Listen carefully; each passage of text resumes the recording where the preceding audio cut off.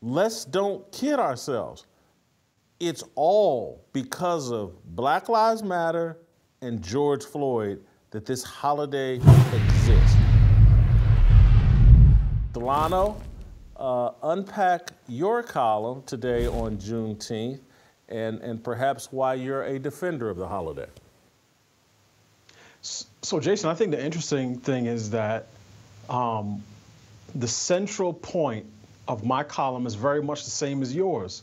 I read your piece, and one of the quotes that I grabbed was, secular leftists control our emotions and actions because they know if they frame any issue as anti-white, we will interpret it as pro-black. And the central argument of my particular column today is that there are conservatives who are just as Pavlovian in their response to the secular left, as long as a particular issue is framed as woke or pro-CRT. Conservative commentators, including Charlie Kirk, including Candace Owens, will reflexively and instinctually believe that they have to oppose it. So, for instance, you said Charlie Kirk was exercising sound logic. I disagree. Here's Charlie Kirk in 2020. Today is Juneteenth, celebrating the end of slavery in the United States. This was made possible thanks to Republican President Abraham Lincoln. Today, Democrats are fighting to tear down his statue. So 3 years ago, Charlie Kirk was celebrating Juneteenth, right? He acknowledged it during the Trump presidency, and now 3 years later, he's bashing the holiday. And I think this is almost entirely due to the fact that conservatives feel that this has been pushed by the left. President Trump acknowledged, commemorated Juneteenth in 2018, 2 years before the summer of Floyd. He did so again in 2020. He pledged to make it a federal holiday during the election of 2020. And now that obviously he did not win that election, there's a very different response to the holiday. So my thing is this, it's fairly simple. The left, the secular left, progressive left, can't keep their hands off of our children or our history. And I don't think the conservative impulse to cut and run, the way we do with pride stuff, serves us well when it comes to this issue. I think that we should put facts about history over feelings about our ideological foes. So I think what you pointed out was hypocrisy in Charlie Kirk, not a flaw in his logic. I think he had a different view earlier, and he's expressing a new view today. And that's hypocrisy. I don't know if it's flawed logic. That would be my, and then I think opposing things because they're woke or CRT or framed in that way, I think that's different than opposing things because some group tells you, hey, this is anti-white, or things are positioned as anti-white. I don't, and for me, the political partisanship of this argument is inconsequential to me.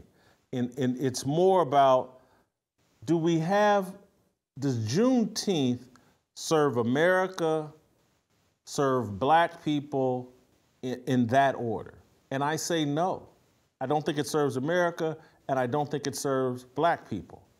I think, and so those are really the only questions I have. Whether they serve the left or right is somewhat inconsequential. I point it out because I'm trying to point out there's a tactic here of a worldview built around being anti-white is not a worldview that will lead to success for non-white people. It's silly, it's stupid, and you're being convinced of something that I think is antithetical to a Christian worldview. My enemy is me. My flawed nature, my own wickedness is destroying me. Not some random white man, not a collection of white men, and not conservative white men or liberal white men. It's my own wickedness. And so we as black people have been convinced that our enemy is the white man. And as long as we are battling him instead of ourselves individually, we're not going to make sustained progress. We're going to be left with trinkets like Juneteenth. Hey, you get a day off work and you get to have a barbecue and pretend like somehow you're served and this is going to move you ahead.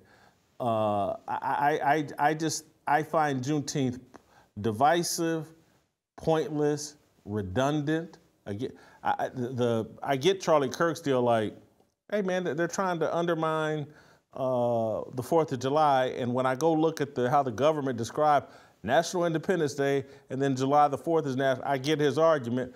My thing is like, as black people, we started Memorial Day after the Civil War, 22 days after the Civil War, to celebrate soldiers who sacrificed their lives for our freedom.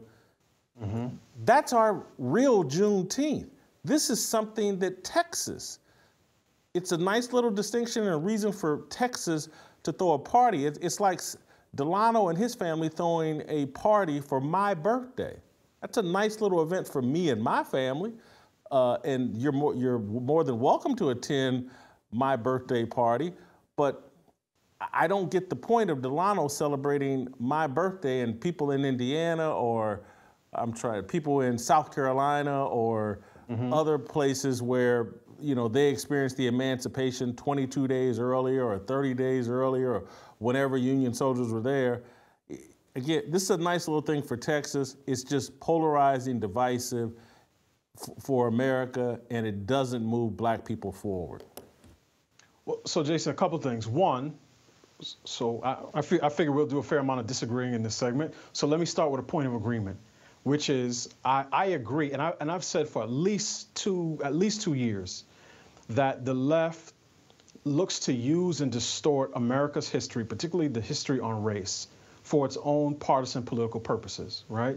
Their argument, and this is sort of the BLM-inspired activist argument, is that the nation is endemically and systemically racist, and as such, it needs a new founding, it needs a new flag, it needs a new anthem. And I do think Democrats are using some of these things. Juneteenth, lift every voice and sing. I thought the new flag would be the green, black, and red of Pan-Africanism. I was wrong on that. It's clearly the pride flag. So that was a little, monkey wrench. But their use of these symbols, because every nation has symbols, does not change what these symbols actually mean. So to me, it's ironic that conservatives are talking about history, historical accuracy, while not even, addressing what Juneteenth is and is about. If the largest takeaway from someone like Charlie Kirk or Candace Owens is that Juneteenth is divisive, then to me you're missing the entire point, right? Virtually none of the holidays we celebrate are celebrated according to what they mean. Maybe New Year's Day, because we all experiencing the New Year at the same time. But for Memorial Day is basically the start of summer.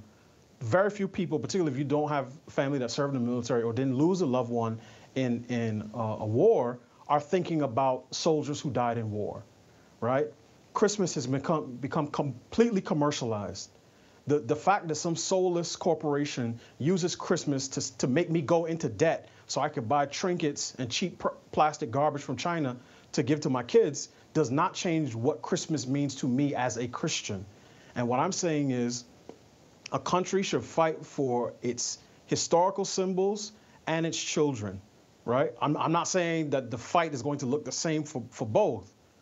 But what I'm saying is when the left says, oh, we want to distort history, to me, the proper response from conservatives should be, oh, absolutely not. We're not going to let you do that. Here's what these particular days, this is what these symbols mean, but that's not the thing. They don't do that. And to me, Candace Owens getting on Twitter yesterday and saying, Juneteenth is so, between yesterday and previous years, Juneteenth is so lame. Juneteenth is ghetto.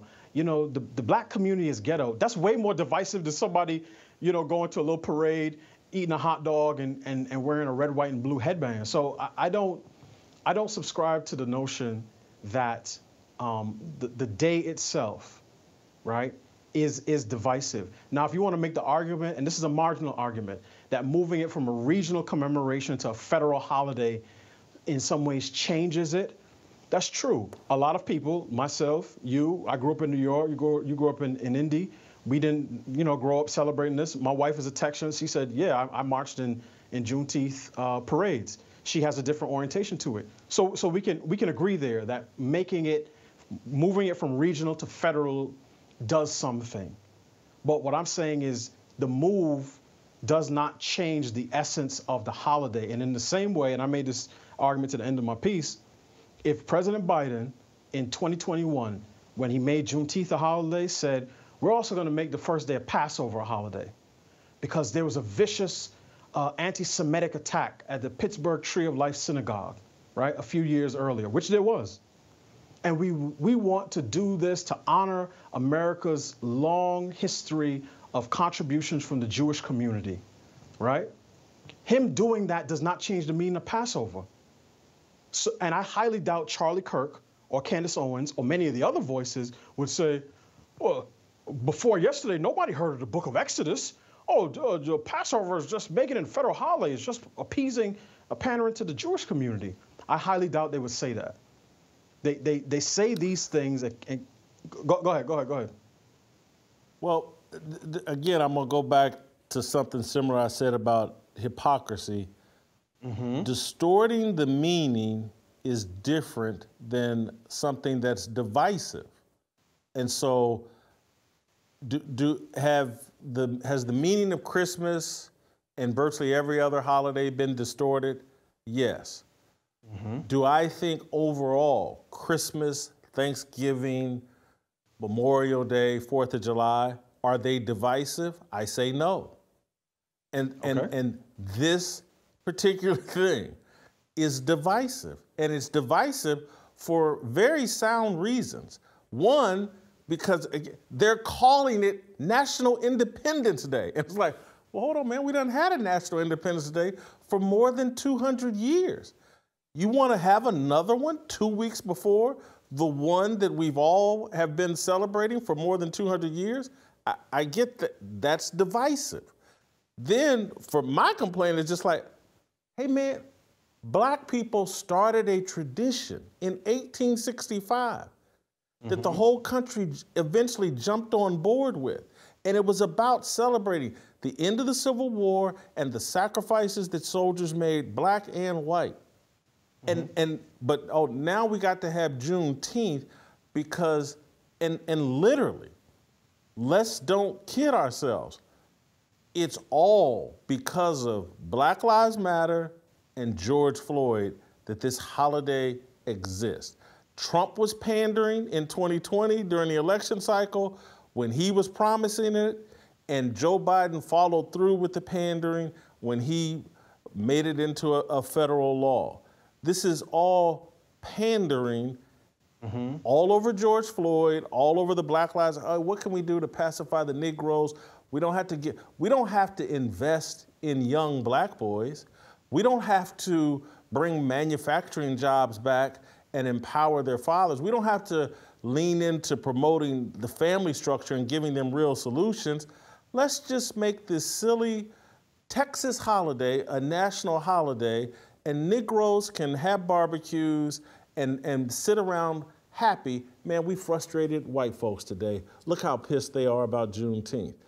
That's my problem. It's divisive, and it's counterproductive, and it speaks to how little actual respect that white people in power, conservative, liberal, whatever, black people in power, how little respect they actually have for us. Like what you saw? Hit that like button, subscribe, and check out the full episode by clicking the link below.